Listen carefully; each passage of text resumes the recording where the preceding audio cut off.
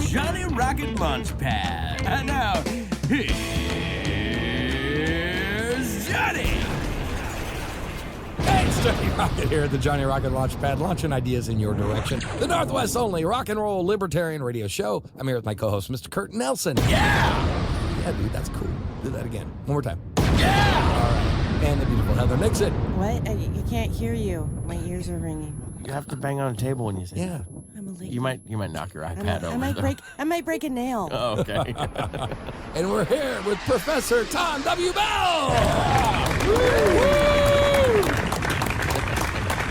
Thank you very much, Professor, for coming on the Johnny Rocket Launchpad. We really appreciate this. Sincerely, yes. Yeah, and it's really cool. We were just talking outside during our break and saying how cool you were, man. Real down-to-earth guy. Oh, thanks. Yeah, so it's cool. What we do next here in the third segment is we do a segment called Rocket Fire. And on Rocket Fire, we're going to ask you a series of 10 questions. These 10 questions are going to be related to property this time around. And I'm going to give you, if we can do 30 to 60 seconds, that'd be much appreciated. You ready to play Rocket Fire? I am. Rocket Fire! Question 1. If my neighbor's driveway and a section of his garage is on my property, can I tear down his section of the garage and put up a fence? Quite possibly, although a court might limit you in that remedy if it seems unduly destructive.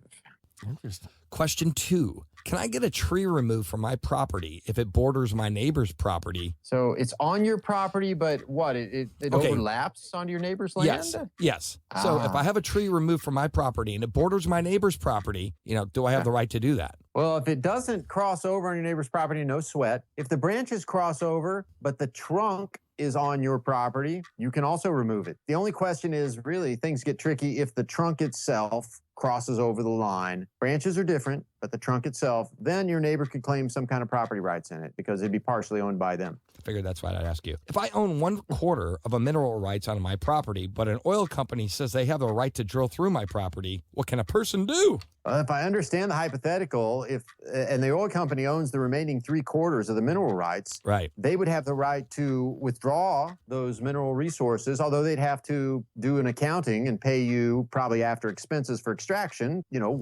one quarter of the revenues. Badass.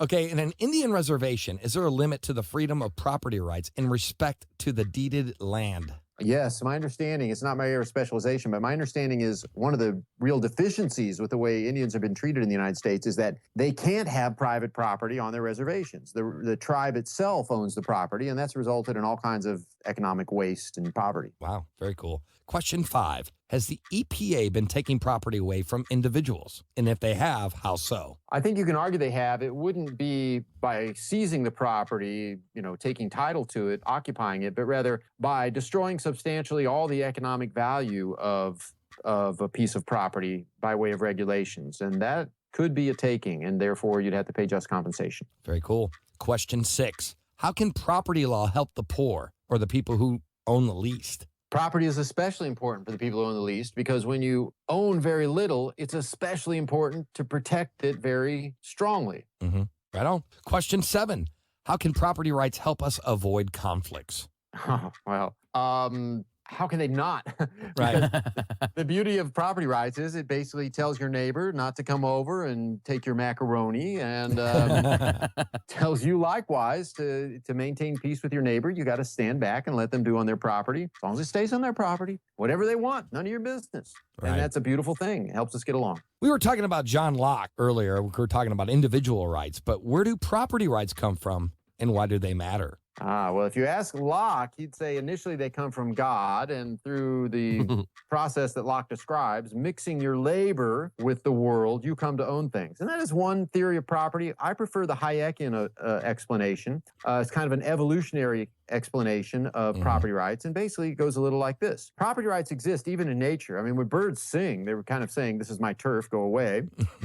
And humans also, like other animals, have this inchoate notion of property.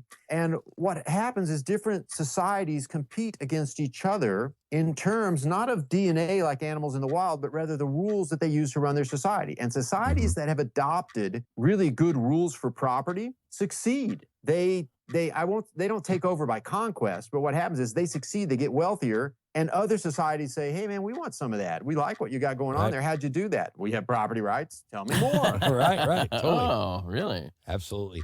Question 9, should an individual be able to do whatever he wants with his property? For example, paint it pink, have unauthorized electrical outlets, things along those lines, as long as they are not hurting anyone. It depends on a couple of things. One is whether or not they've made an agreement to the contrary. So if you join a homeowners association, like it or not, you do sign on to a bunch of terms, such as maybe you don't paint your house pink. Also, you shouldn't be allowed to use your property in ways that affect other people's property wrongly. So, it's the whole thing about your right to swing your fist stops where my nose starts. Indeed. Right. Question 10. Do you think the government has overstepped its power by taking property in the name of the better good? Yes. There's not much else to say there. It's sort of like, well, I could say, yeah, what do you think? I mean, come on. Right How on. hard is that? How hard is that one? Rocket fire! Thank you very much, Professor! You win. You win a trip to California! I was trying to make it property right questions. I was trying to think, oh, God, these are tough. Trying to keep it specifically based in that category. All right, so here's a cool subject. You sent me a link today. Oh, yes. Here we go. I find it funny, and it's awesome at the same time. You sent me a link to Liberland. I'm going to do a sound effect on my voice. Liberland! There is this sovereign state called Liberland between Croatia and Serbia. It's not sovereign yet. They're trying to create it. Okay, can you explain what is this all about? It is really interesting. Basically, Croatia and Serbia have a long-running border conflict. And each of them claims different borders. And the maps that they've come up with leave a few gaps. There's a few areas between these countries that neither country claims. And we call that in the law, we call that terra nullius, and it means basically land nobody owns. Hardly ever happens. In fact, I'm not sure anyone knew it had happened there until this Czech guy discovered it. And he said, well, if no government owns it, he's a libertarian, I want to own it. Okay. And so he and a bunch of his friends basically decided we're going to go occupy that land. That's their goal. And, it's going to be, we're going to create a new country. We're going to make a new country. That's awesome. So this place hasn't come to existence yet?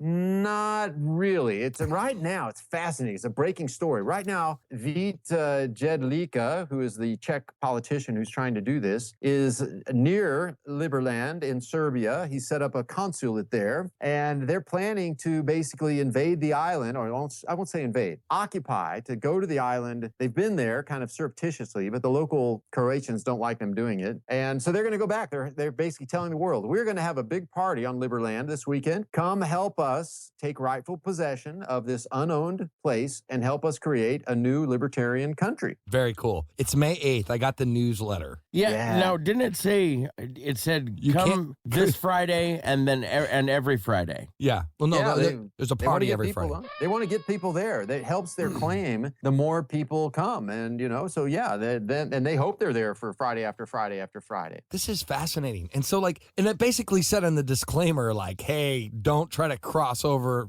through Croatia or anything. Don't do it in Croatian. Yeah, the Croatians, it's on the Croatian side of the Danube. The Danube divides these two countries more or less. And this chunk of land is on the other side, the western side of the Danube. Although Croatia has said, we disclaim that border. We do not claim that land as ours. So, but they still don't, they're sensitive about people crossing from Croatia onto it. Was there also a thing that where Serbia, didn't they say that Serbia was going to potentially help protect the border or something? I don't know. I think I saw that. I don't know. Yeah, so the deal there is they're on the Serbian side of the river, trying to cross the Danube over to Liberland. And they've been sweet-talking the Serbians. And the Serbians basically say, look, we don't claim that land. And you're here in Serbia spending money on our beer, and you're nice people. So, Beer? Take it. yeah, so they're saying basically, why do we don't want that land across the river, so at least we won't get in your way. And I've heard conflicting reports. Some people say they're going to get a police escort. I doubt that, but I do think the Serbians have basically said, well, we won't mess with you. At least we don't have a problem. We don't have a dog in that fight. Go pester the Croatians. It's driving them crazy. We love it. That's awesome. Well, they had this thing about the boat.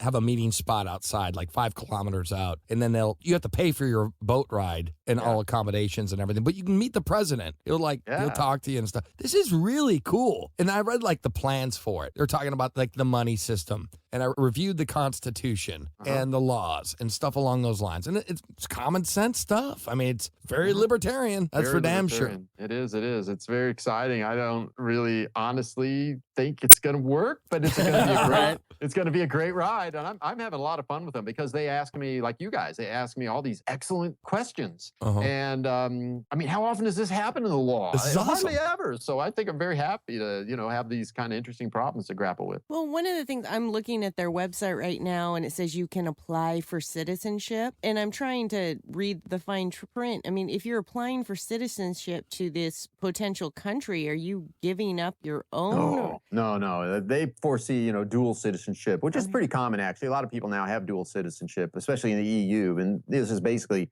it's at the border of the EU. Croatia is in the EU, and Serbia is trying to get into the EU. Interesting. Very cool. How did you get involved in this? Where did you find this? What's the story? I've been working with special economic zones and startup cities for quite a while. In fact, I've been active with a couple of companies in Honduras trying to develop some sort of super special economic zones down in that country. It's a long story. And I've written about this. Wikipedia says I came up with the term polycentric law, and I won't argue with that. So basically, these people found me because if you start doing some internet searches about, SEZs or special jurisdictions, mid-libertarian, whatever, I don't know how they found me exactly, but I guess you run into me. A couple people have told me, they said, everything led back to you, Tom, so that's why we're contacting you. That is awesome. I think that's pretty cool. And it's a republic. They want to be a constitutional republic. Yeah, not a monarchy.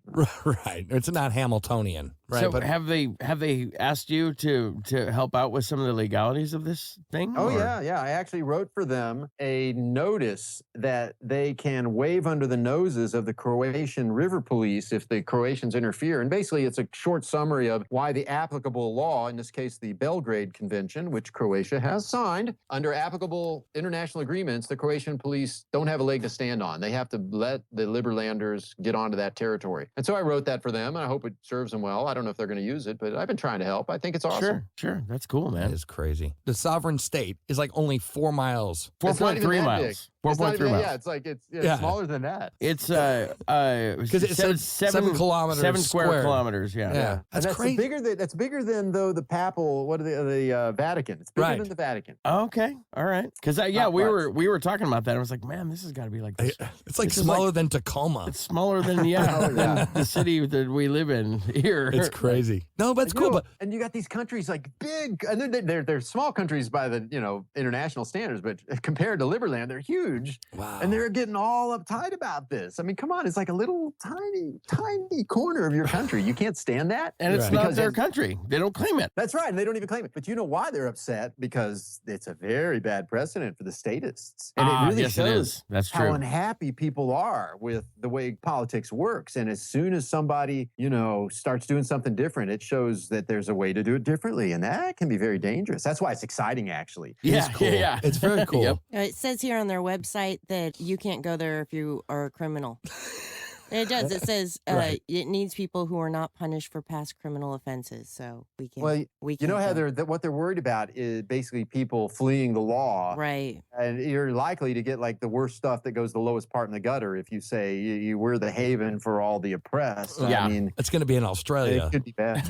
Right. You know, yeah. actually, I used to live in Alaska. I was where I was born and raised, and that place used to be. I mean, before the internet and the proverbial grid, if you will, a lot of criminals came up there on the run, and this place could potentially be like that if Well, if me and Professor Bell we lived in Chicago area, and the same thing happened. A lot of criminals fled to Chicago.